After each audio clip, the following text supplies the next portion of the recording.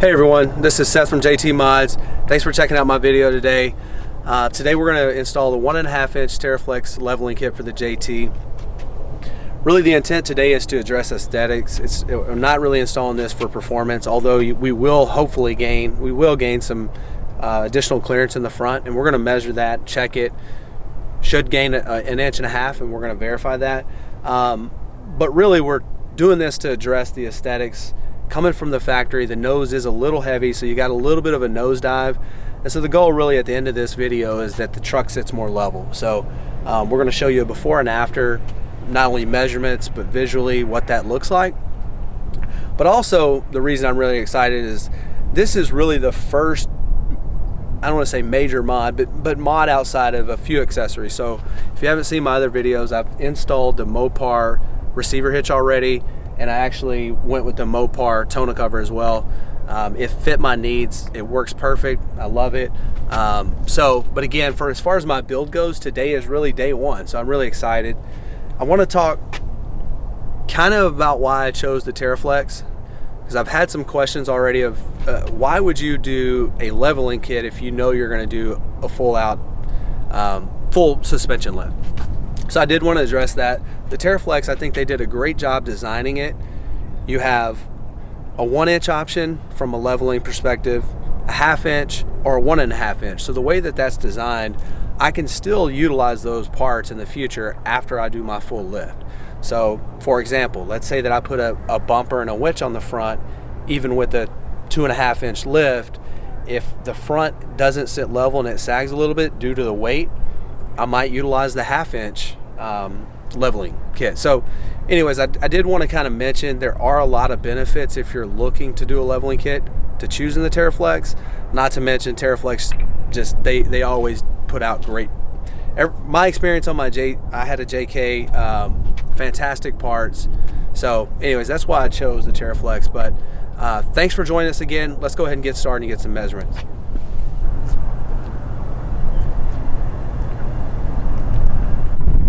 All right, before we get started, let's take a quick measurement to see from the factory the clearance that we have. So as you can see, it's about 7 1/4 is about where it sits from the top of the fender. So the goal really is to get another 1.5 inches, and we'll verify that after we get done. All right, so taking a quick look at the rear fender well and the clearance that we have. As you can see there, the clearance there is about 7.5 inches. Don't expect this to change, obviously doing a front leveling kit, but just documenting this for reference. All right, so I want to provide you the part number for the leveling kit, and then we're going to quickly inventory it before we get started.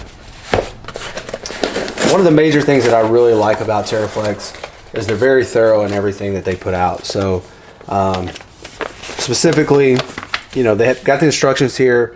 What I like about it, we're not going to go through them on camera, but they provide the torque specs needed, very detailed instructions for the install, and they have a very helpful video online as well. The reason that I decided to go ahead and make a video as well is their video they do on a lift, where we're going to do it here in the garage today. But in order for the inventory, so you've got a 1 inch spacer and a 1/2 inch spacer, making it a 1.5 inch. That's what we're going to put on today. And again, left and right. But I kind of want to go back and touch on what I talked about in the intro to the video, is really the ability to do a 1 inch if you want, or a 1/2 inch spacer. So kind of looking down the line in the future, if I still need to utilize either one of these or both with my full lift kit to ensure that I have my truck level the way I want it, I can reutilize these in the future. So that's why I chose this kit specifically.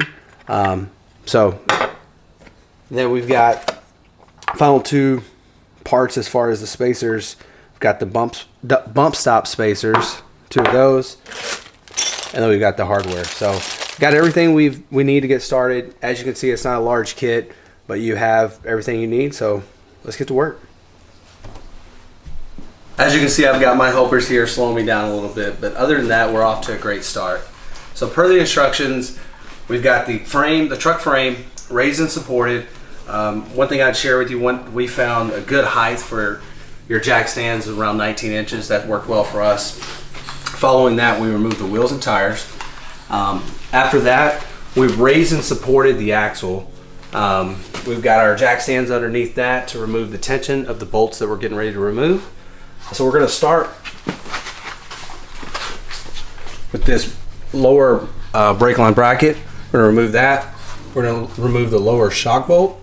From there, we're going to move up to the front, and the sway bar end link bolt we're going to remove, and we're going to remove the axle side track bar bolt. So we're going to get those removed and loosened, then we'll come back to you for the next steps. All right, so as we were taking out a couple of bolts, there was one thing we did notice that I want to bring to your attention. So if you take a look at the shock, from factory setting, there's a 3-inch down travel before you max out the limit of your shock. So if we lift the shocks up 1.5 inches, your available down travel max is going to be 1.5 inches. So I just kind of wanted to point that out. Don't know that it's going to be an issue. I do know that some kits do come with shock extenders. There's 2 avenues to address this if it is an issue. We can either get longer shocks or we can get shock extenders. For me personally, if it is an issue after driving it for a couple of weeks and really testing it on my daily travel, trying to take it off-road, test it there, I would probably address it with shock extenders, because I know my long-term plan is to do a bigger lift kit where I will completely replace the shocks. Again, not saying this is an issue, it's just something I would want to know if I was considering this leveling kit, so I wanted to kind of point that out in the middle of the installation. All right, so we got all of the bolts removed. One thing I did want to note, there are 2 harnesses. There's one on the passenger side, which I'm going to quickly show you, and there's another one on the driver's side, at least on the Rubicon, that you want to make sure that you disconnect before you drop the axle. As you can see, we've dropped the axle. One thing that the instructions do suggest is to loosen all of the control arm bolts, which are 8, 4 on each side. However, we did not have to do that. When we drop the axle, there's plenty loose enough. We're going to be able to get the springs out to get the spacers in. So we're going to move to that next. We'll make sure to give you a shot of the other side of the connector that you need to disconnect, but we're moving on to the next step. In case you're wondering, the connector and the vent line on the driver's side are located right here. This connector is specifically for the Rubicon, but all will for sure have this vent line. You want to make sure that you get those unconnected before you drop the axle. All right, so now with the coil spring out of the way, you want to remove the coil spring isolator. One thing that I do want to point out, notice it easily comes off, but it's got these index pins, which is important as you align your spacer. So when you bring your spacer, you've got the 1/2 inch on top and the 1 inch. It also has index pins that fits in nicely. Make sure you put your coil spring isolator into the pins, and then it simply goes up. Make sure you twist it and lock in the isolator pins, and then now you're ready to put back on your coil spring. So we're going to do that shortly, and then we'll come back to the bottom and install the bump stop. All right, so now that we have the coil spring in place, you're simply going to take your bump stop spacer, set it in. You're going to take the provided hardware and the tool, especially tool. You're going to install it, bolt it in, and we'll be good to go. We ran into a slight issue while tightening down the bump stop spacer. Per the instructions, we did torque it down to the suggested 12 foot-pounds. However, as you can see here, it looks as if the bolt was going to kind of suck through the bump stop. So on the opposite side, we opted to tighten it tight, but not to torque spec. Hopefully our experience was the exception and not the rule, but did want to notate for you so you know kind of in your install if you have the same issue that it is a possibility. Okay, I just wanted to share a little tip with you. So as we are realigning the axle to the track bar, during this install, the axle moved more to the passenger side, that's a common thing. But when you're reinstalling the track bar, we used a ratchet strap. One side is connected to the frame on the driver's side, and as you can see here, one side is connected to the axle. So we were able to pull that back to align the bolt, and you can see that we were able to stab the bolt, so we've got it installed. But just wanted to share that tip with you. We got everything torqued down and buttoned back up, so we wanted to bring the truck out to the initial place where we took the first pictures so we could have a good before and after compare. As you can see looking at the picture, the level kit really did address the front end dipping. So it's a lot more level. It did exactly what I was hoping for.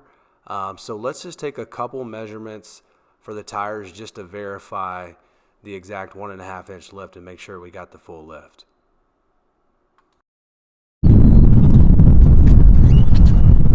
So as expected, we got the 1.5 inch lift that we were looking for. The initial measurement was 7 1/4, and we're roughly at 8 3/4 here. So like I said, happy with the results. Now just taking a quick look at the rear tire, as we expected, there's no change. 7.5 when we started, 7.5 now. So I'm very excited with the way it turned out. As you know, in the beginning of the video, the goal really was to get additional clearance in the front fender well. We did that. I chose the Teraflex 1.5 inch leveling kit. We have verified we got the full 1.5 inches, which is, it turned out to be the perfect amount. When you look at the before and after, I think it's exactly what I was going for. Now from a performance perspective, I can't answer that yet. I've got to get more miles on the Jeep. So far, I feel like it's maintained its factory ride. However, I haven't gotten to drive a lot. So I'll report back. Please follow me, Instagram, Facebook. I'll probably report back there rather than a full video. However, if you found this helpful or you enjoyed the video, please subscribe. I've got several mods lined up. Looking forward to making new videos and sharing my experience.